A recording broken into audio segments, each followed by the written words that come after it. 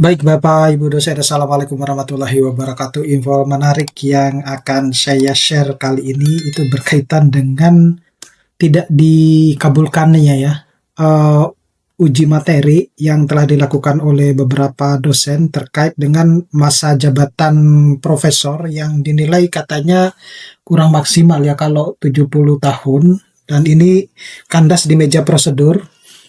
Pertanyaannya adalah mengapa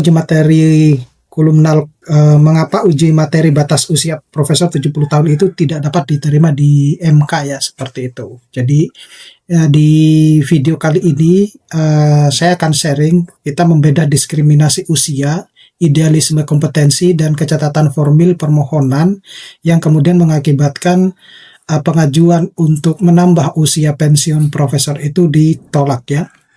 Tapi sebelum saya membahas ini lebih jauh, lebih dalam, saya menginformasikan kepada Bapak Ibu dosen bahwa bagi Bapak Ibu dosen yang ingin mendownload e-book yang bisa digunakan untuk menulis ya di jurnal-jurnal Scopus, di jurnal Sinta 1 hingga Sinta 6, menulis buku ataupun kegiatan Tridharma yang lain, Bapak Ibu dosen bisa mendownloadnya melalui link yang sudah saya sediakan pada deskripsi dari video saya ini.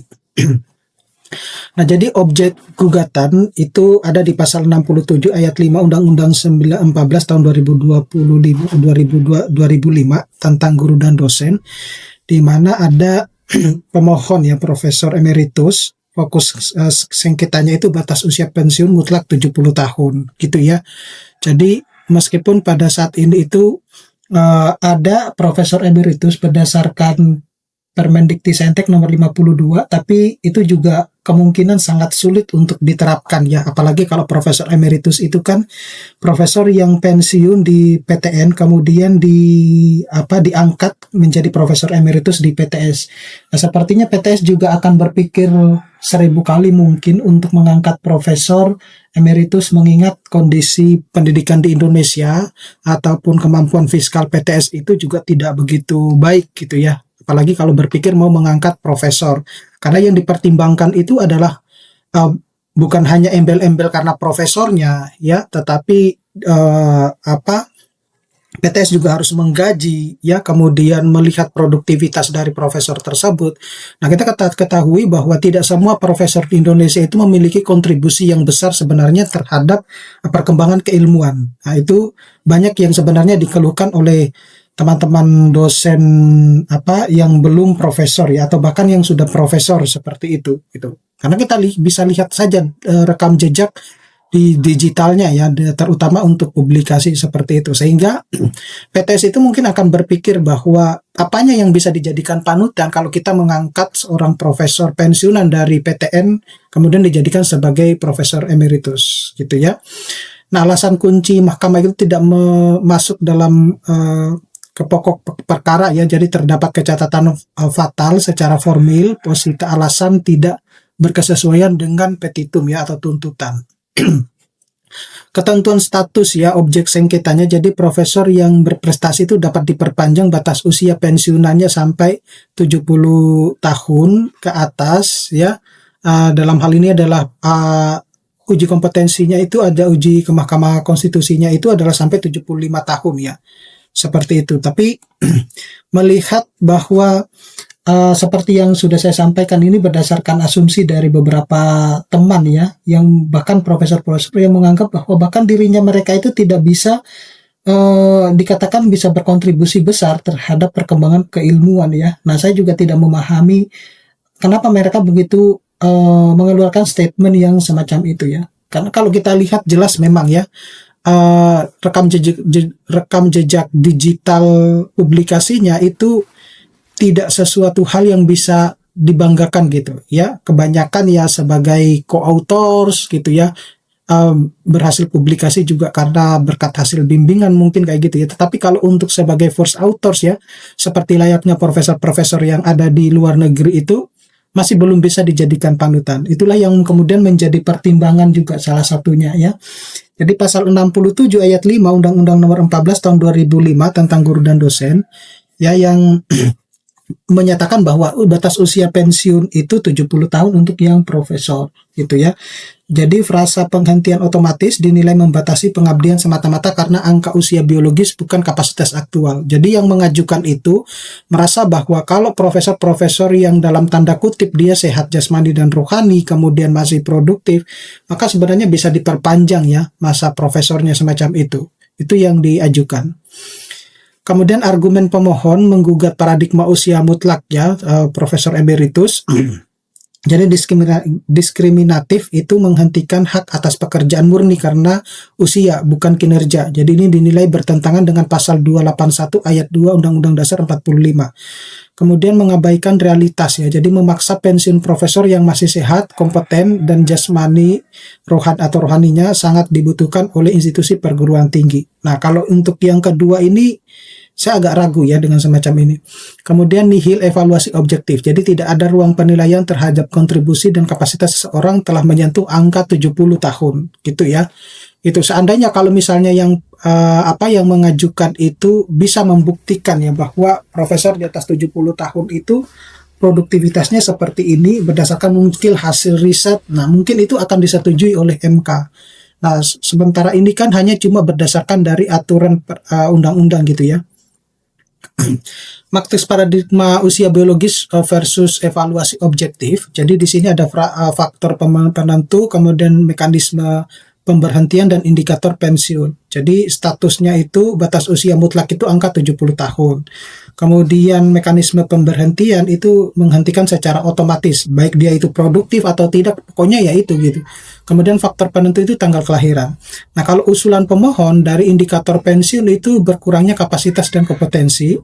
Mekanisme pemberhentian itu ya penilaian objektif secara berkala. Kemudian faktor penentu itu adalah evaluasi pelaksanaan tridharma, baik itu kesehatan jasmani dan rohani, integritas, dan kebutuhan institusi pendidikan. Semacam itu ya. Jadi ini yang diajukan. Sebenarnya kalau yang diajukan itu kalau kita lihat ya wajar ya.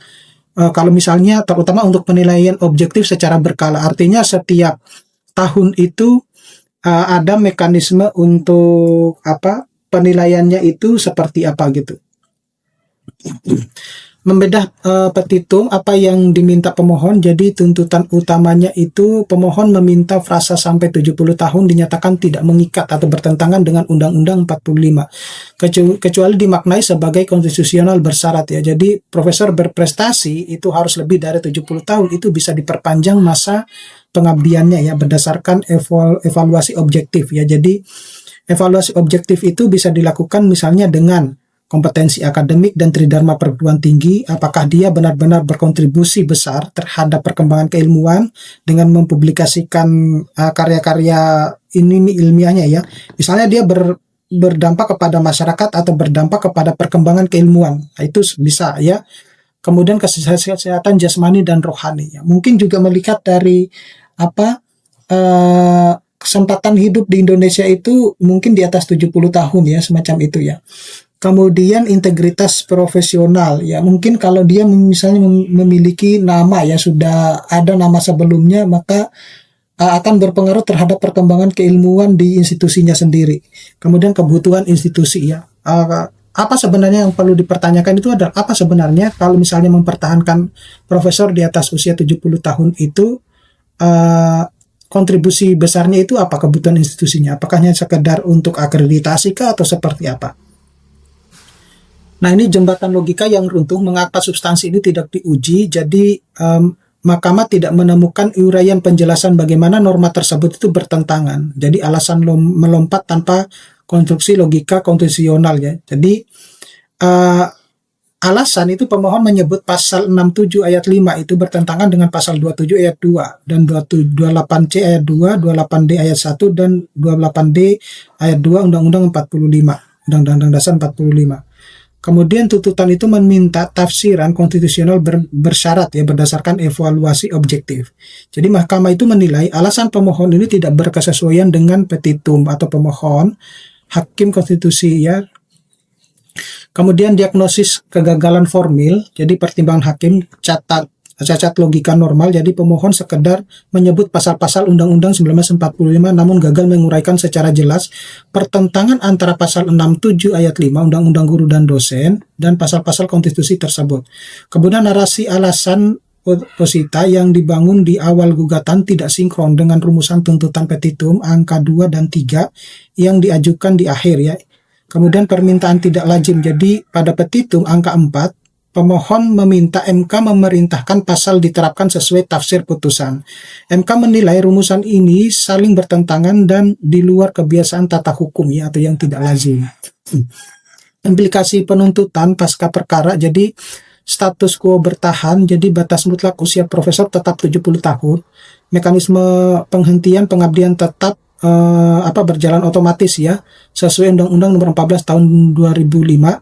Kemudian substansi belum diuji karena berstatus need offense verkalis ya, atau catat formil, yang belum menjatuhkan vonis apakah pembatasan usia mutlak tersebut benar-benar diskriminatif atau tidak secara substansi. Nah, pintu mesin terbuka secara teoritis, norma ini masih dapat diuji kembali di masa depan asalkan diajukan dengan bangunan posita dan petitum yang koheren ya, dan menguraikan pertentangan konstitusional secara tajam. Nah, jadi idealisme yang kuat tentang keadilan akademik harus selalu dibarengi dengan presisi arsitektur hukum di Mahkamah Konstitusi. Substansi yang diberikan akan kandas jika dibangun prosedural yang rapuh. Oke, saya kira cukup sekian Bapak Ibu dosen, mudah-mudahan ini bisa bermanfaat. Nanti kita akan ketemu pada video-video selanjutnya. Saya Assalamualaikum warahmatullahi wabarakatuh.